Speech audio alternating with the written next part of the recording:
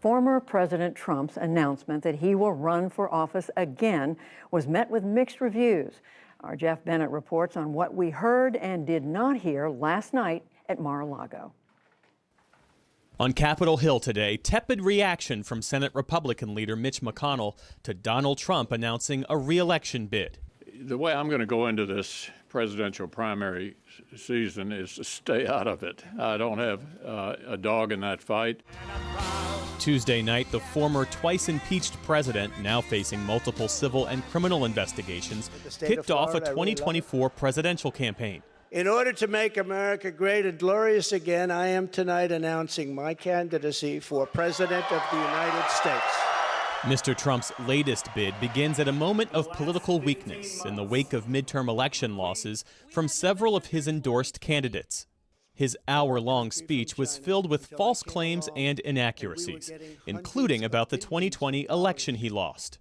Many people think that because of this, China played a very active role in the 2020 election. Just saying. The former president rolled out a second-term platform that includes changing voting laws. To eliminate cheating, I will immediately demand voter ID, same-day voting, and only paper ballots. And he took a page from his 2016 playbook, touting one of his signature policies. We built the wall, and now we will add to it. Now, we built the wall. We completed the wall. The southern border wall is about 300 miles short of being completed, according to U.S. Customs and Border Protection. Trump has been champing at the bit for more than a year to launch this presidential campaign. Michael Bender is a New York Times political correspondent and author of the book, Frankly, We Did Win This Election, the inside story of how Trump lost. Once Trump said that he was going to have this announcement this week, he had effectively boxed himself in. There's not a lot of long-term strategy here.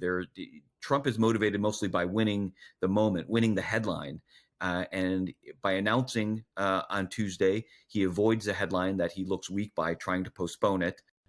Mr. Trump is involved in multiple ongoing investigations at the state and federal levels over his role in the January 6th attack on the U.S. Capitol, his efforts to overturn the 2020 election, his handling of sensitive government documents at Mar-a-Lago, and his family business.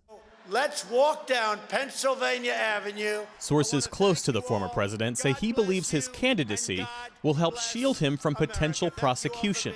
This is incredible. Thank you very much. What his calculus here is that if he is the front runner for the Republican Party's presidential nomination, that could give pause to prosecutors who may be considering criminal charges in any of these investigations. For his part, President Biden, attending the G20 summit in Indonesia, appeared to dismiss his predecessor's announcement when asked about it by reporters. The two of you have any reactions to that? No, not really. We will treat those. The White House instead taking to social media, slamming Mr. Trump's record and casting his policies as failures. And posting this video promoting the passage of the infrastructure law. My predecessor promised Infrastructure Week. Infrastructure Week never came. The former president will run this race without the help of his eldest daughter, Ivanka, a former senior advisor in her father's administration. She says she won't be involved this time around. She posted a statement to Instagram saying, quote, "While I will always love and support my father, going forward I will do so outside the political arena." She's not the only one distancing herself.